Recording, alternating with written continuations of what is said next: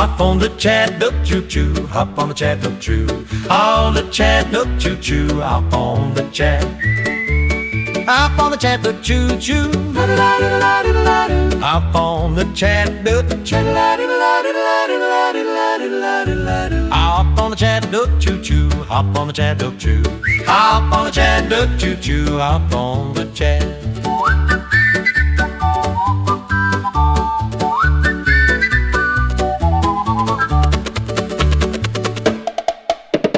Hop on the Chat.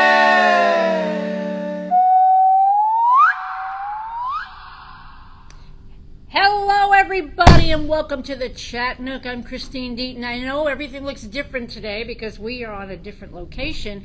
We are at the Branson Hollister Lions Club today. I am actually holding auditions for a show that we're going to be doing right here at the Lions Club.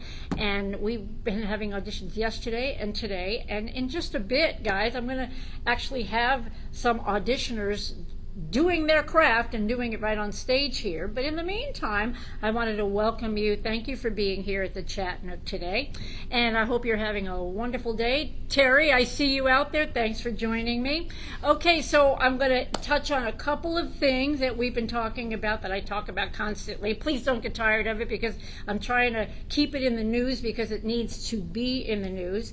One of my top things that I've been talking about for weeks, kind of since we started the show, was the Nancy Guthrie case. Guys, there's no news. The only thing I can tell you is that this idiot of a sheriff, he's in all kinds of trouble. I mean, they're finding out more and more and more about what he didn't do, who he didn't allow into the investigation, and I really think that because of his negligence, she's still not found. I mean, Nancy, nobody has any answers, and it's very sad.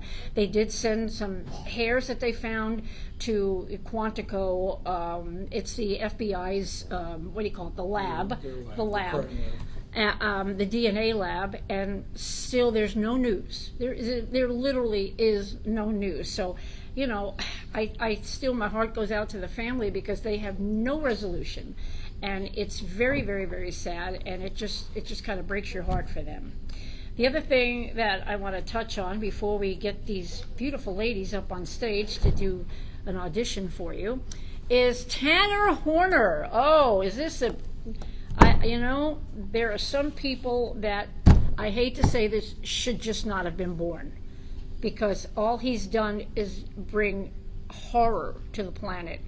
So he's the idiot that took a 7-year-old little girl, FedEx worker, so I don't know, background checks, I don't know, that's just me, takes this 7-year-old little girl, Athena Strand, and in the FedEx truck killed her, just in a day's work. And so poor little thing. So anyway, they just did the trial for this disgusting human being, if that's what you want to call him, human being. And he's found guilty, and he got the death penalty. Now, the thing is that when the trial started, he said, I'm guilty. He admitted it. He said, I did this, and he was found guilty. And so, hello, Elizabeth. How are you? Thanks for joining me. I hope you're doing well at work today at U-Haul. He said, I'm guilty. They still go through the trial, and the trial was basically to decide death penalty. Oh, death penalty. Hey, Georgia, how are you? Thank you for joining me. Love you guys. Thank you. And he did get the death penalty, and so now they're fighting the death penalty. I'm like, come on, just be over it. I can't stand talking about this guy, but you guys need to know what's happening, and that these defense attorneys, what do? They protect people. Like, why are we protecting this vile human being? It just blows my mind. So that's what's happening right now. They're in all that appeal stuff, and it's just sickening. And so I just think there needs to be, if you're guilty, you're guilty. If you got the death penalty, you got the death penalty. End of story, period. At the end of the sentence, you're done. And that's how I feel about that. I'm going to just talk about next week's show. You guys know that I do a lot of research before I do my shows and everything. And I've come across a lot of stuff lately that is just kind of, when you're on a jury and you're presented with all kinds of evidence and stuff like that, I understand it's beyond a reasonable doubt. But next week we're going to talk about the beyond a reasonable doubt that made you let people go that should have never been let go. We know for sure that these clowns are guilty and that they should have been sent up the river, and they weren't. And so we're gonna hit on some of those cases where the jury, I'm like, are you guys okay? Because I don't think you are. So anyway, let's get to my auditions. Ladies, do you mind getting up there? Okay, so do we need to turn the camera, or what do we need to do? So Chris is going to turn the camera. I'm going to see you, these lovely ladies. You're going to actually witness. This is Chris, the guy that you never see. Bend down here so they can see you. That you never see, except he's always on the side doing the work of the show. And so, but right now he's going to take the camera. He's going to flip it around. And if you've never seen an audition, you're going to see one right now. So let's go. So ladies, he's going to flip the camera. There you are up there. Okay, we've got Angie, we've got Brenda, and we've got Amber, and they are here to audition for our Spaghetti Western or Mission Impossible show. So ladies, anytime you're ready, let's start the audition with page 14 and Phil. You go ahead and start. It appears that the whole town of Calamity Creek is getting into the spaghetti sauce spirit. Dusty's entered the contest with a recipe he came up with himself, and Saucy Sally's on the list with a sauce that's, well, saucy. But the recipe everyone's most looking forward to is Granny Smith's. Having been passed down from her Italian grandmother and prepared by Granny herself, her sauce is sure to satisfy. Petunia, I need more oregano. Got it, Granny. Everything all right in there? I'm okay. It'll be just a minute. Be careful. How important is this oregano? Pretty important if we want to get that recipe just right. Got it. And is oregano the black flaky stuff or the white crumbly stuff? Never mind. I'll find it. You just stir the sauce. Granny, do you think that's a good idea? Good point. Petunia, you clean up the dining room while I finish up the sauce. After I add the oregano, I just got to go buy the secret ingredient to add, and then it will be ready. Sounds good, Granny. Something on your mind, Petunia? More like something on my heart. Let me guess. Kerr Ketchum. That's great. Wow. All right, I Very need good. you. Here's what we're going to do, ladies. We're going to do the same scene, and I'm going to have you two ladies switch roles. Switch roles. Let's start again, top of 14. And for you guys out there, this is how we do. I have to see them reading different parts and see how they react to each other and stuff like that, and that helps me cast the show. And I've only been doing this for about 40 years, so I'll take my experience and kind of know what I'm doing. So here we go. Terry says, what show are you putting on? It's called, I'll show you, Terry. It's called Spaghetti Western, and it's a Western melodrama, but we're doing it as a dinner theater, and it's called Mission Impossible. And this is going to be a great show and a fun show. And we've actually had a really good turnout of auditioners because we did auditions yesterday and today. Okay, ladies, you ready to do this again? Start right at right before line 20 on 14, and here we go. It appears that the whole town of Calamity Creek is getting into the spaghetti sauce spirit. Dusty's entered the contest with a recipe he came up with himself, and Saucy Sally's on the list for the sauce that's, well, saucy.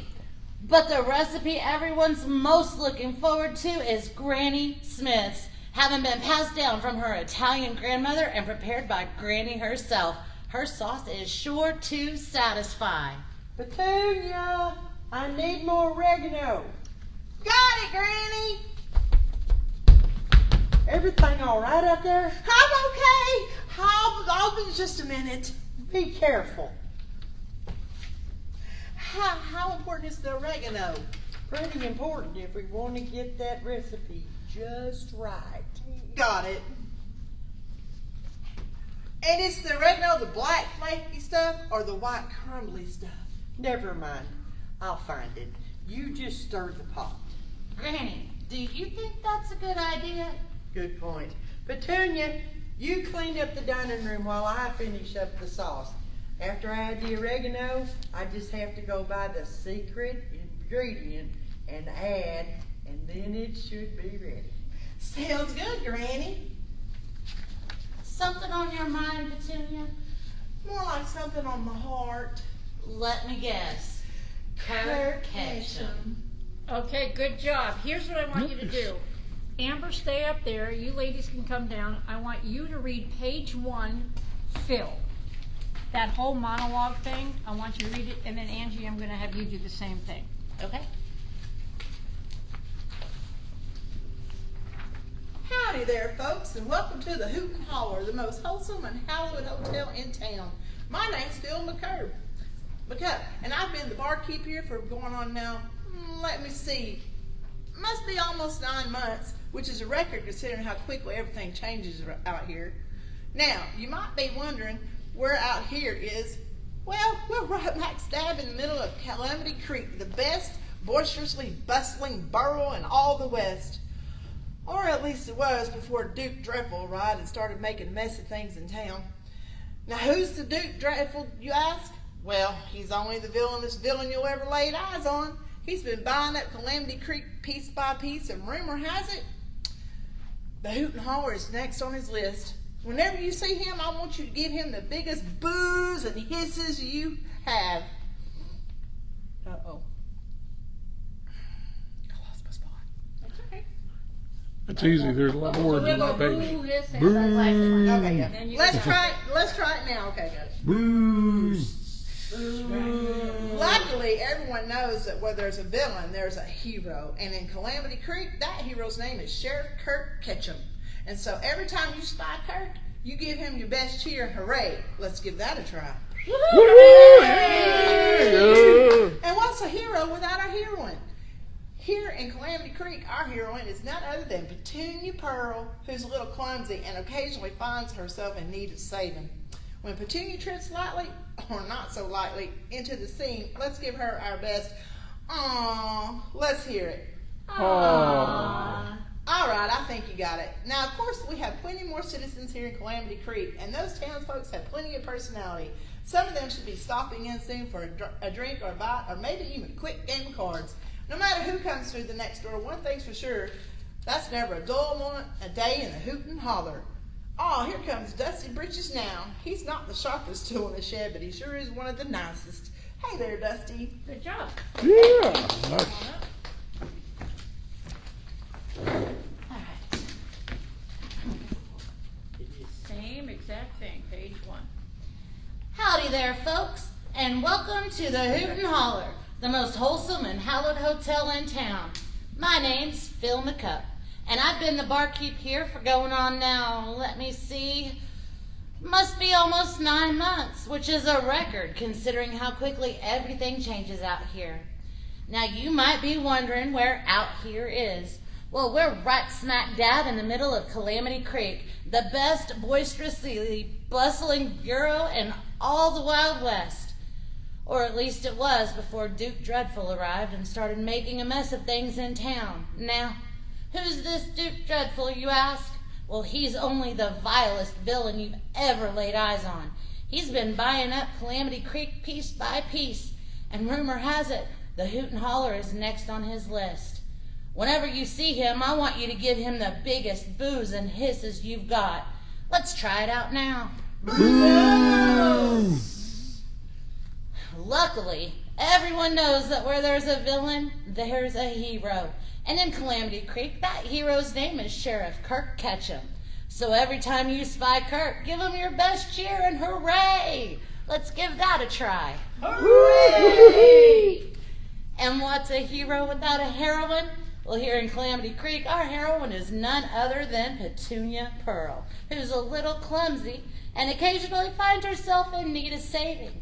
When Petunia trips lightly, or not so lightly, onto the scene, let's give her our best. Aww. Let's hear it. Aww. All right, I think you've got it. Now, of course, we have plenty more citizens here in Calamity Creek, and those townsfolk have plenty of personality. Some of them should be stopping in soon for a drink or a bite, or maybe even a quick game of cards. No matter who comes through that door next, one thing's for sure. There's never a dull day at the Hoot and Holler. Here comes Dusty Britches now. He's not the sharpest tool in the shed, but he sure is one of the nicest. Hey there, Dusty. Good job. Yeah, very nice. So here we are. What do you think, folks? This is the process of casting a play. And so you want to switch that around? Sure. You guys They are get done. to see me again for a Unless second. you want to stay and talk with me about stuff on the show, it's up to you. Anyway, you guys, I mean, this is the process. Now, I've been actually, when I went to, okay, so you guys know that I was born in Brooklyn, New York, right? When I moved to Arizona, let's see, what show, oh, you told her what show we're doing. So when I moved to Arizona, I think I just told Brenda about this. I was 16 years old, and I moved from Brooklyn to Casa Grande, Arizona, which is, Casa Grande's right between Phoenix and Tucson. I mean, like literally right in the middle of the two cities.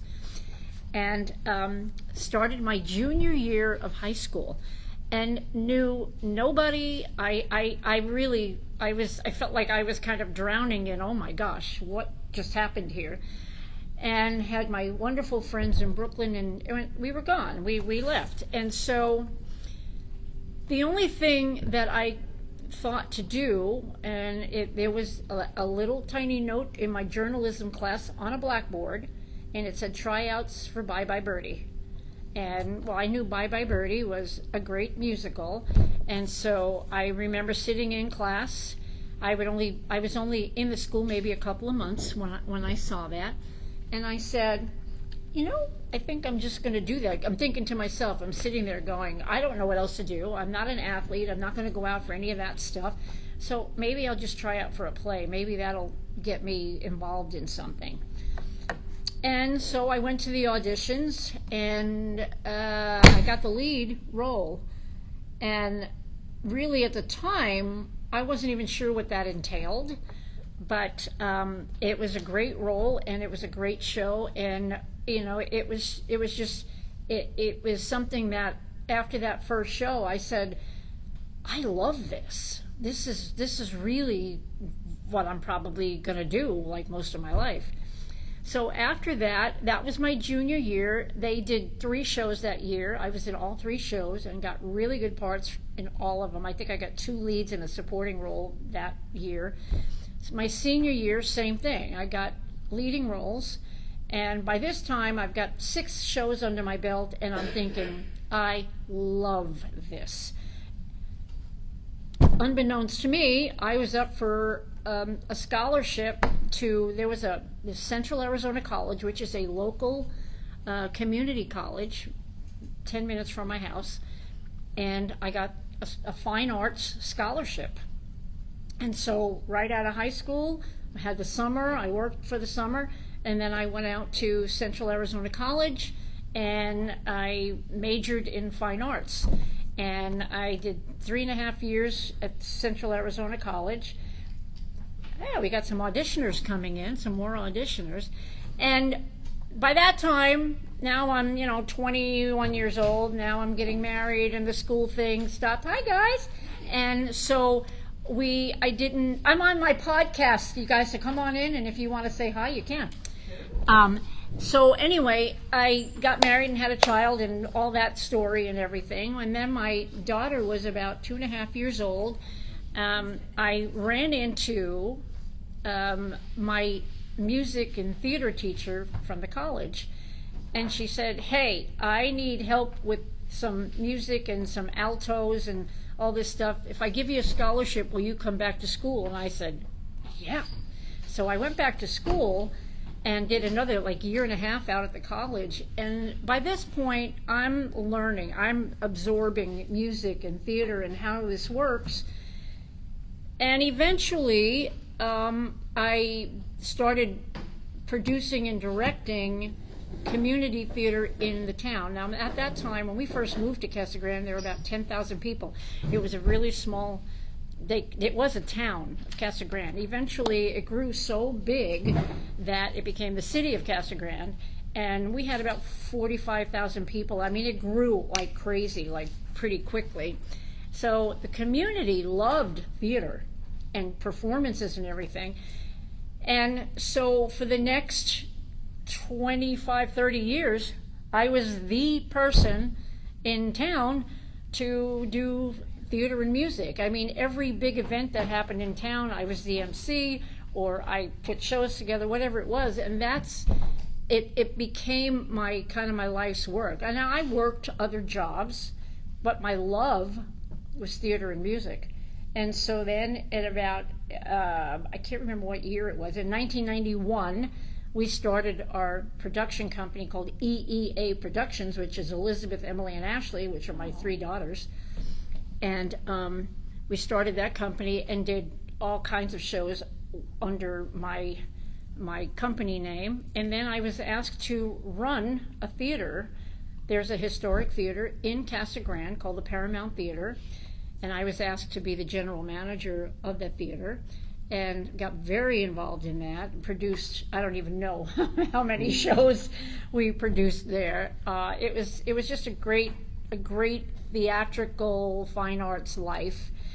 And so I've done now, it's probably 40 years that I've done this for a long time. That's why I'm telling you guys this, because us doing an audition today is not anything new for me. I've done hundreds and hundreds of these, and I love it. And every show is a new show. Even if I did this same show year after year after year, the people you get are different, and it always turns out different. So, and it's just something I love. If you guys in your area have a community theater, gosh, get involved. It's so fun. And even if you're not an on-stage person, help with costumes, help with lighting, help with sound, help with props, there's so much to do, and it just makes you an amazing community. Well, hi guys, how are you? Are you just getting back? No, we're just getting out. Okay. We got back from the, So go ahead, did you fill out those, I need you to fill out the forms, and we have to fill out forms and stuff like that.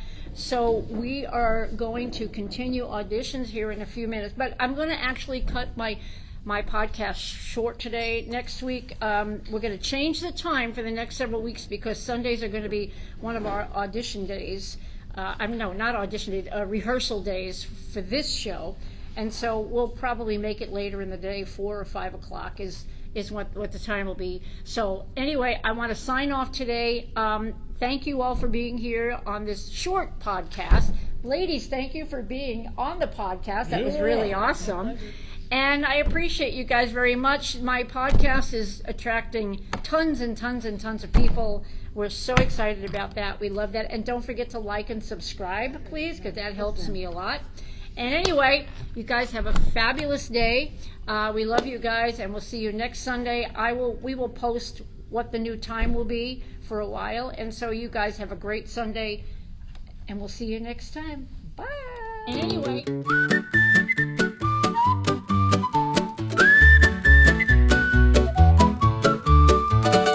Hop on the Chat Nook, choo-choo, hop on the Chat Nook, choo. On the Chat Nook, choo-choo, hop on the Chat. Hop on the Chat Nook, choo-choo, hop on the Chat Nook, hop on the Chat Nook, choo-choo, hop on the Chat Nook, choo. Hop on the Chat Nook, choo-choo, hop on the Chat.